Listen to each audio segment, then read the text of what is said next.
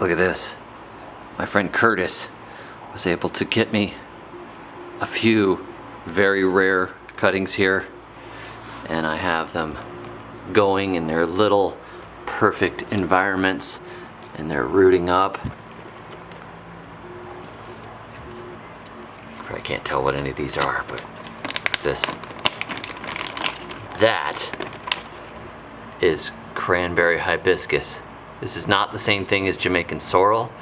This is Hibiscus acetosella, which is often used as an ornamental plant, but it has very good edible leaves in salads. They're tart and delicious. This here that you can see through, that is a Aboleshmas manahat, which is an edible leaf hibiscus that makes great big leaves, and they're a lot like lettuce. These are Mexican tree spinach in here rooting, and in here, and in here, the very best of all, they're actually rooting already. I can't believe it. These are mulberries. Guess who's back again. Welcome back. I know it's been a long time. I had some internet issues and other things, but as I read recently, never complain, never explain. So I won't tell you what's going on at all. I don't think it really means it that way, but anyhow, the internet was down for a while, and I've been busy doing some other things. I got back into doing some painting. I built a instrument out of some junk that I found around, a little like slide banjo thing. So when the internet goes down, you look around and you start to think, what did I do before there was internet? Oh, that's right. I used to do things. I used to know how to use my hands to build things. I used to go to the library. I can be anything. I'm over at the lot now. I'm going to show you what's going on. I got a new head for my string trimmer because the other one broke, and this new head is like a self-feeding head, and it's the only one they had available. And I said, are there any problems with this self-feeding thing? And they said, oh no, nobody complains about it. So I hooked it up, and I found out that it throws all the string out in like 40 seconds of use. So I pretty much have to take it back and get another kind of head because it's not working on the brush here. So it's a little bit ratty out here today, but I'm gonna do some cleanup with my machete and with my grape hoe and with my regular little tiny garden hoe that I like so much. And I'm gonna show you what's going on. There's really a lot over here, and it's kind of beautiful. So instead of me telling about it, I'm gonna show you. Yam vines are looking good. Look at how healthy and happy these things are. Look at all the weeds down here. This is such rich ground. Remember how hard it was? Now we've got the rains falling and everything is looking so beautiful. These are all Dioscorea alata varieties for the most part. There's a couple of others mixed in, but look at that. I've got to come through here and knock some of these weeds down, but I love yams. They're so pretty. Gorgeous plants, and they're really happy on this soil over here, so I think we're going to do pretty well with them. And I just want to thank you guys too for putting up with me not being around for a while. I'm sure you're looking and deciding, forget it, that guy's never coming back, I'm going to unsubscribe, or maybe wondering if I was dead or something.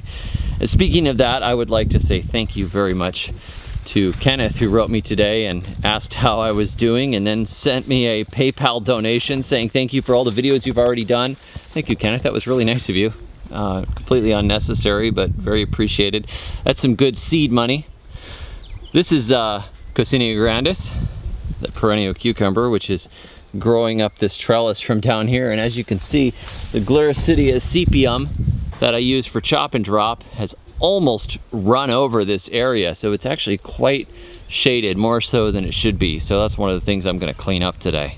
In the rainy season, everything grows really, really quickly. Remember how hard it was to keep everything going over here before? I mean, look at this grass. Look at how tall it is. This is my compost bin, which I haven't looked in a long time.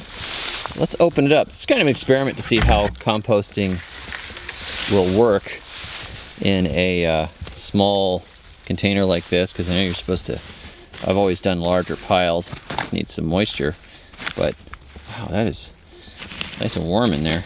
I threw the last bit of stuff in here probably 3 weeks ago. Looks like it's turning into compost. It's all nice and moldy. We've got some mushrooms growing here, which is a very good sign. Oh, that's so cool. Yeah, the mushrooms are actually growing out of, this is what's left of an egg carton. I like to get egg cartons in the cardboard. If I see them in cardboard, I get them in cardboard because I can throw them in the compost pile.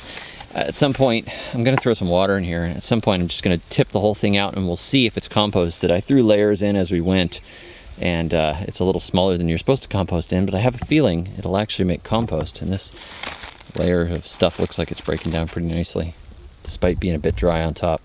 I'm sure it's way wet down below. There's some nice looking okra right here. This is the okra that the children planted. See the nice looking okra forming. These have got to be taken home today. There's another nice one right there. Look at that. Okra is so satisfying to grow, even if you don't like eating it, because it grows so big and vigorously. Look at this stuff. Here's another patch of it. And this is where I remember when I told you, I don't know why they planted it here. It's right along the path. But I'm glad they did, because we've been getting okra off of it. And it's just getting started. There's more in there. It's fantastic stuff. And it grows like crazy. Here's some of the, let me back up a little bit so you guys can see better. Right there, there are the peppers. You can see how many peppers are on there. Isn't that awesome? Tons of peppers there. Got some red ones coming in. Beautiful. These are Tabasco peppers, which I discovered on a previous video are very, very hot. More okra back here. This was a ginger bed, but it took so long for the rain to come this year. It was like 2 months late that most of it did not come up. We really don't have much of any ginger coming up, unfortunately. Here, I've already harvested the cauliflower out of there, but I let the leaves grow back and I haven't pulled it yet because we're still harvesting the leaves to eat. I've taken a lot of tobacco out of here and hung it up already. This bed right here with the more okra in it. There's one of the butter stick cassava. There's the other butter stick. Those are looking good. They're almost as tall as I am now.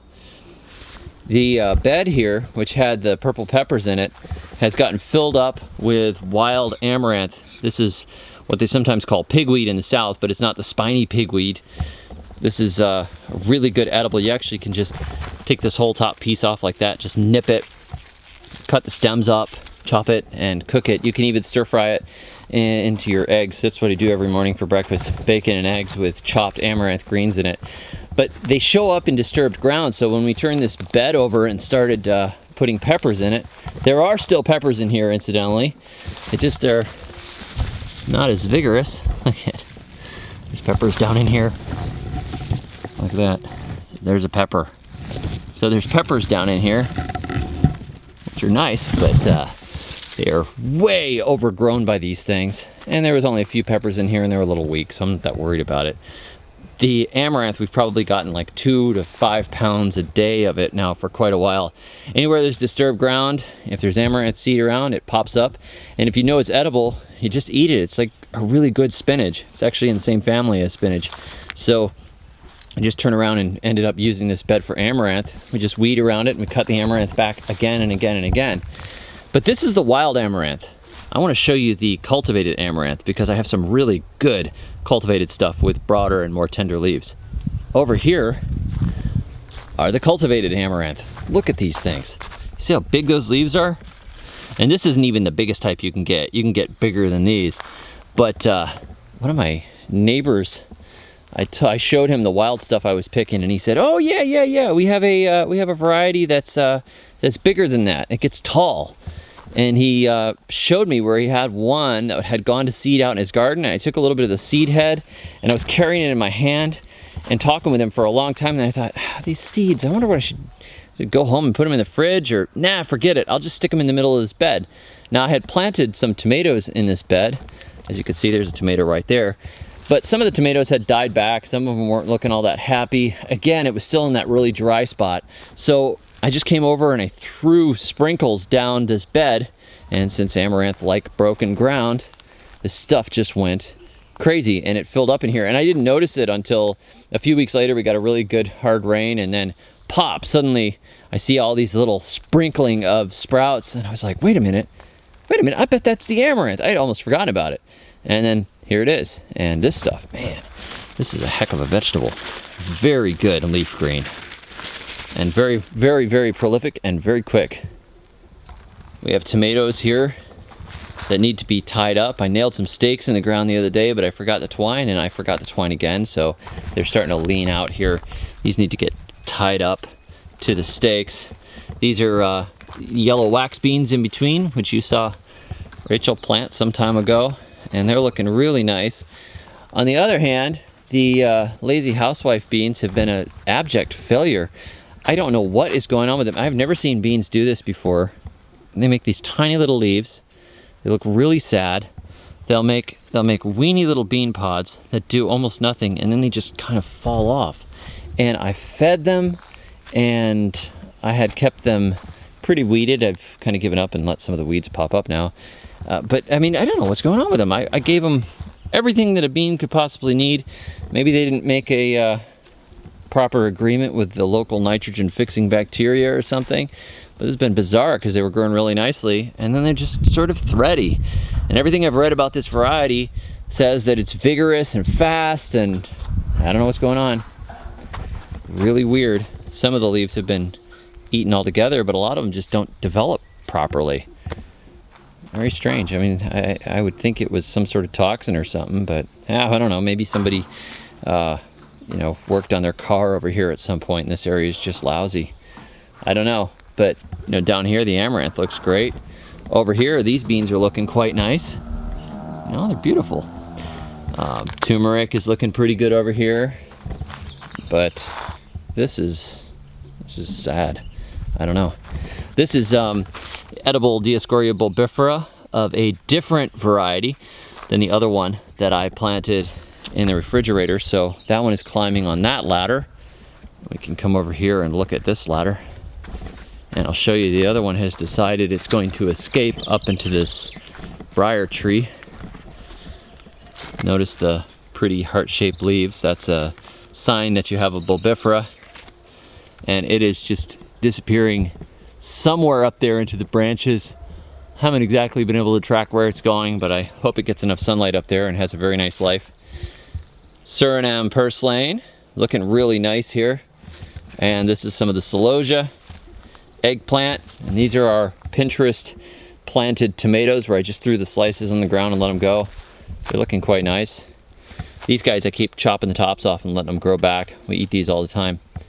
I thinned the tomatoes out, planted some of their brethren in other places, and now they look pretty good. I'm just gonna let them fall out of this thing and see if we get some tomatoes. I decided not to bother clearing the rest over here or planting any more pumpkin vines or anything because, you know, we're just gonna run out of time, so why bother? The little tire gardens are looking pretty good. Eggplants, Sailaja, which is self-seeded. This is a pumpkin that came up on its own and starting to run. I don't know why or where it came from, probably some of the compost. But down in here, this is kind of interesting. This is Malabar Spinach, which must have passed through our compost pile or something. I don't really know where the seeds might have come from unless birds dropped them. They're starting in here, and there are papaya starting in here. And, you know, they're just growing around the eggplant, so I'm letting them go. Here's another pretty good looking eggplant, more Sailaja. This is a beautiful pepper here. This is Cayenne peppers. If you haven't grown Cayenne peppers before, they are really nice. Really good, sweet and hot at the same time. They make a really good ground pepper. Delicious. Another Sailaja here. And then I've got my little tomato. It was having a nutritional deficiency and it got beat up and the top of it got nipped off, and now it's growing back, so we'll see if it turns into something. Over here you could see the weeds are starting to run, and this is a function of the non-working string trimmer head. Normally I would clean this up. This banana's looking good. I'm gonna have to transplant it whenever we get out of here. But the vines are running, they're blooming. We're getting the male blooms mostly, but oh, hey, look at this. Spoke too soon. There's one of my seminal pumpkins right there. That's a female, so we should get a pumpkin. That'd be good. And I have been 7 dusting the bases of these things religiously, or telling Rachel to do it when she's over here picking greens. One of the other of us has been doing it. So these blue Hubbards here have not succumbed to vine borers yet, and I really have to keep dusting them because there's just no way, I am gonna let the vine borers just eat my plants. I am not that much of a purist. Vine borers can eat 7 and die. These are more Seminole pumpkins. Sorry, I'm getting a little emotional there. These are more Seminole pumpkins. These were all planted at the same time, incidentally, or close to it, but the rain did not come through here, so that's what we're dealing with. It's not as good as it should be. So I've got to come here and clean around all of these guys. But before I do that, I just love you guys so much. I wanted to do a YouTube video, show you what's going on. I was going to have a guy come over and help me dig a bunch of beds over here. And then, you know, time. It's just not worth it to do the time thing.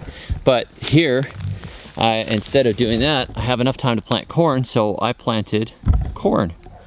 This is Oaxacan. I'm not sure if I'm saying that correctly. Green dent corn from Mexico. It's an old variety.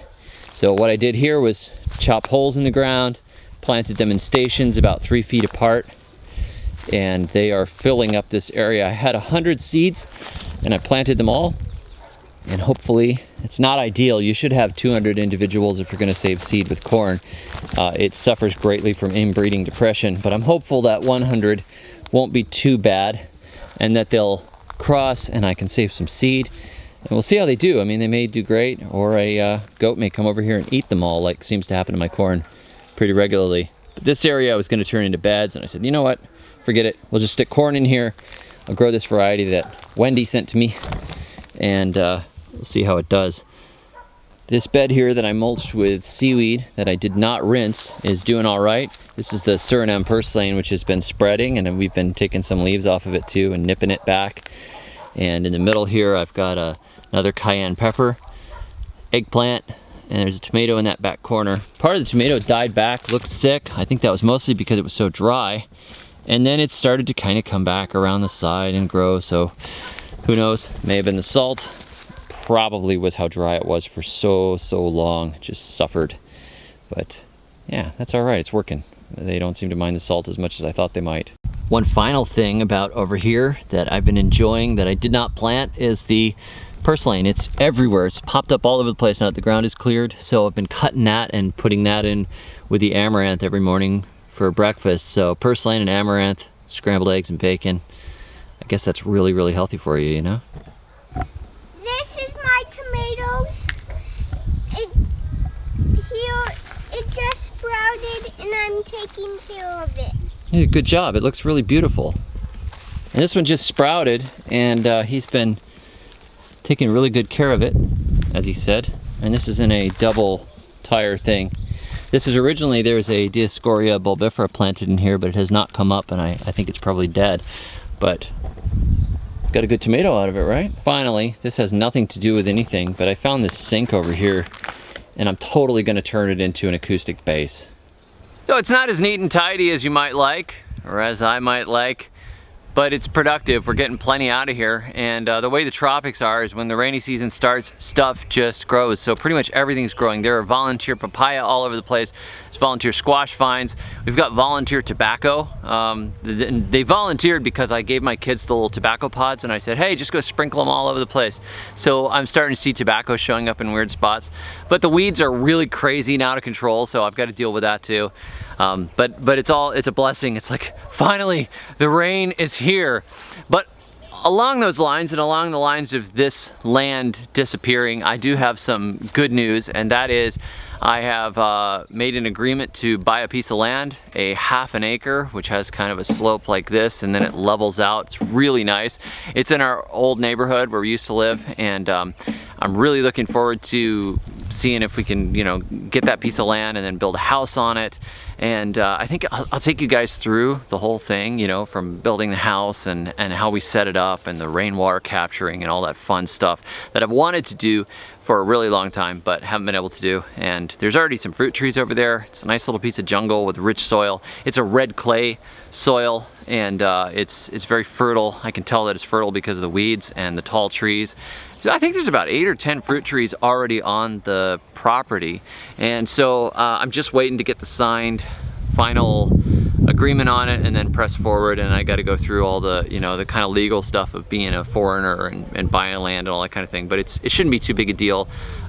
People here are quite friendly, and it's not been hard to work things out so far. It's nicer than going to the DMV in the US, I can tell you that. So as that comes through, I'll give you more news, and we're just praying and keeping our fingers crossed right now that I guess that's not good. You're not supposed to like pray to God and keep your fingers crossed at the same time. I don't really need to cover all the bases, so just praying, not keeping my fingers crossed, knock wood. No, not gonna do that. We're just praying that it goes through, and that we don't have any trouble with it, and just kind of move along, because we do have to get the signed agreement. We just have an oral agreement at this point, but I think it's gonna be fine. The guy that is selling it he's a cool guy. So there we go. Yeah, pray the land goes through, and thank you all for watching. This is a long kind of jam everything in video, and I'll be back hopefully before too long. And until next time, may your thumbs always be green. I went to see David the Good. We listened to Portishead and drank spiced rum. He threw me off the ramp and broke my foot.